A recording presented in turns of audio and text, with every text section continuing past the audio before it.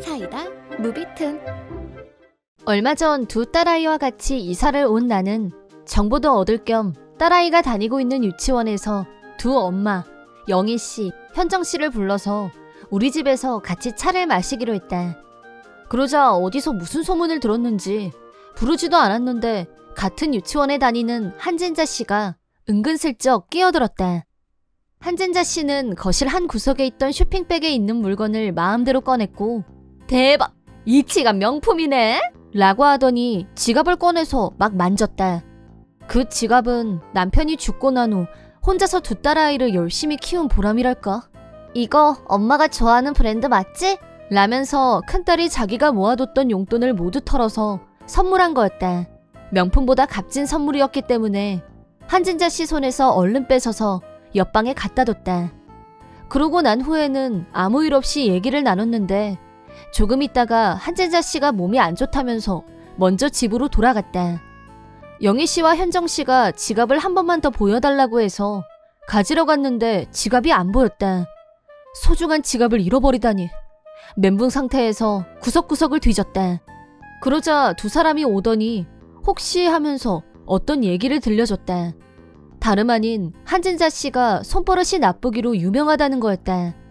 두 사람은 알고 있었기 때문에 긴장을 했었는데 집에 간다고 먼저 일어나길래 안심하고 있었다고 했다.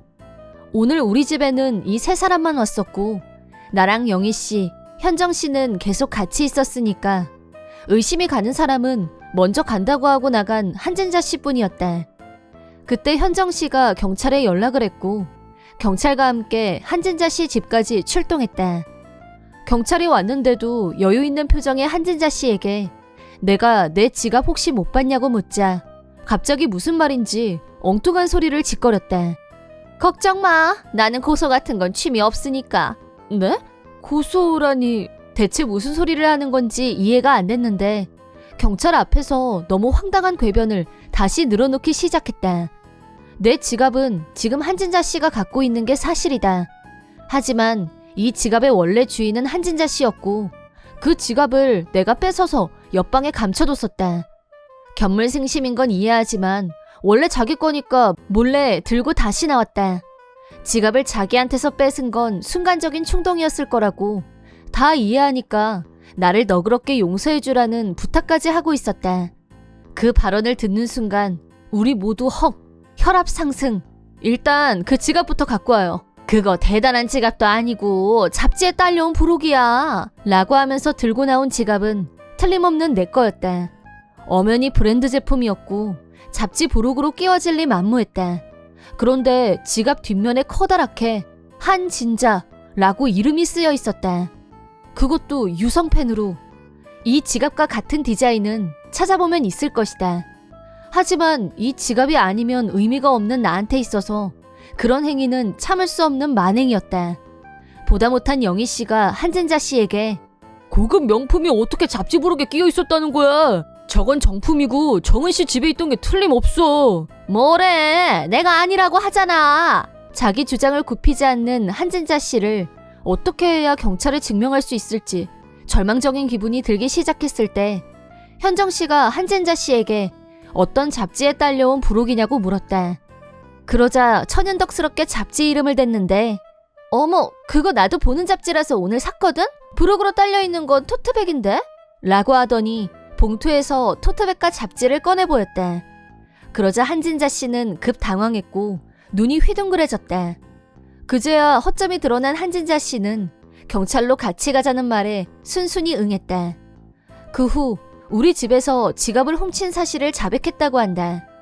다음 날 작은 애를 유치원에 데려다 줬는데 원장실로 와달라는 연락이. 같이 가주겠다며 현정 씨가 나와 기꺼이 동행했다. 원장실에는 원장, 담임교사, 중년 남성, 그리고 한진자 씨가 미리 와서 기다리고 있었다. 자리에 앉자 남자는 변호사라고 소개하며 명함을 내밀었고 위자료를 청구할 예정이라고 해서 깜놀. 그게 무슨 말이냐고 하자 원래는 내가 지갑을 훔쳤으면서 경찰 앞에서 범인으로 만들었기 때문이라고. 나 같은 모자 가정에서 그런 고급 브랜드 지갑을 갖고 있는 것 자체가 의심스럽고 논리적으로도 한진자 씨 지갑을 내가 훔친 게 틀림없다고 주장했다. 게다가 원장은 내 말은 들어보지도 않고 남의 물건을 훔치는 학부모가 우리 유치원에 다니는 건 부적절합니다. 신속하게 퇴원 조치를 부탁드립니다. 라고 일방적으로 몰아붙였고 대화가 되지 않았다. 원장은 퇴원을 강요하고 변호사는 위자료를 청구하겠다고 으름장을 놓고 나는 멘붕 그 자체였다. 하지만 다행히 옆에 있는 현정 씨가 냉정하게 우리 쪽에서도 진상을 좀 더 알아보겠다고 하면서 그만 일어나자고 했다. 그러자 갑자기 한진자 씨가 내 지갑 주고 가야지 이 도둑년!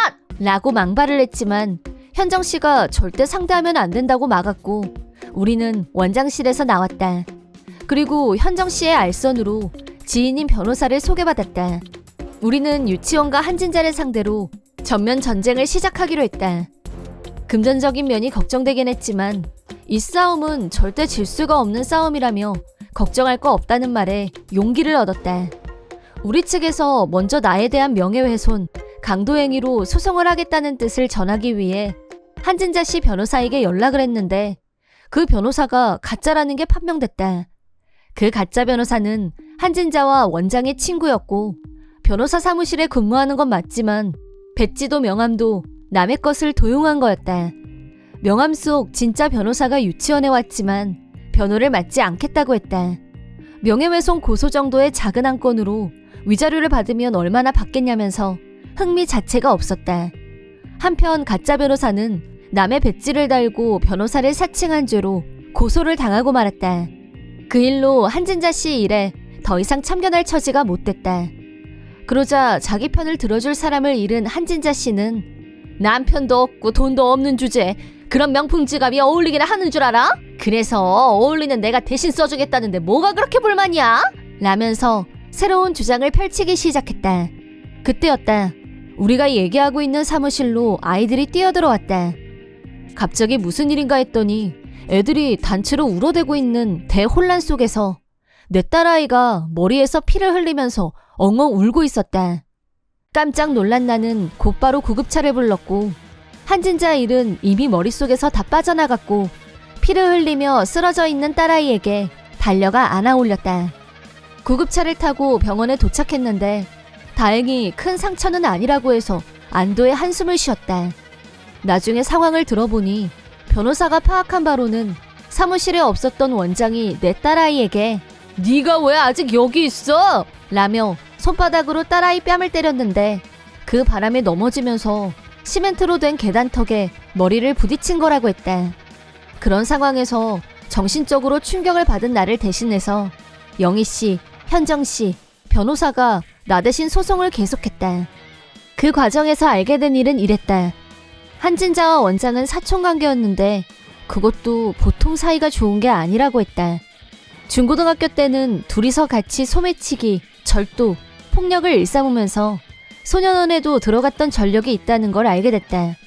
내 지갑을 훔쳤을 때에도 현정 씨, 영희 씨가 한진자를 두고 손버릇이 안 좋기로 유명하다고 했었는데 그게 다 한진자가 유치원 엄마들을 상대로 공갈, 협박을 하면서 돈도 뺏고 물건도 뺏는 폭력을 휘둘렀고 누가 불만을 터뜨리려고 하면 원장이 나서서 퇴원 조치 들어갑니다 라고 하면 상황이 종료됐다고 한다. 하지만 이번 지갑 건으로 지금까지 억울하게 당했던 다른 엄마들도 목소리를 보태면서 원장을 원장 자리에서 퇴출시켰고 왕진자 씨의 악덕행위가 전부 경찰에 고발됐다. 덕분에 한진자와 원장은 사이좋게 감옥행에 올랐다. 한진자에게는 지방 근무 중이라 떨어져 지내는 남편이 있었는데 이번 일을 계기로 이혼이 결정됐고 아이들은 남편분이 양육하기로 했다고 한다. 이 사태를 알게 된 남편분은 나를 비롯해서 민폐를 끼친 모든 사람들을 찾아다니며 사죄를 하고 있다고 한다. 남편분이 책임지고 내 지갑에 생긴 낙서도 깨끗하게 지워줘서 그 부분은 정말 고마웠다. 딸아이 신상에 있었던 일에 대해서도 사죄하면서 위자료와 치료비를 모두 지불하겠다고 약속했다. 앞으로 한진자와 원장은 지금까지 남에게 해악을 끼쳤던 만큼 장시간에 걸쳐 그 죗값을 치러야 하겠지만 그 모든 건 자업자득일 뿐. 이번 영상은 어떠셨나요? 재밌게 보셨다면 구독, 좋아요에 댓글까지 달아주시면 감사하겠습니다. 그럼 다음 영상에서 만나요.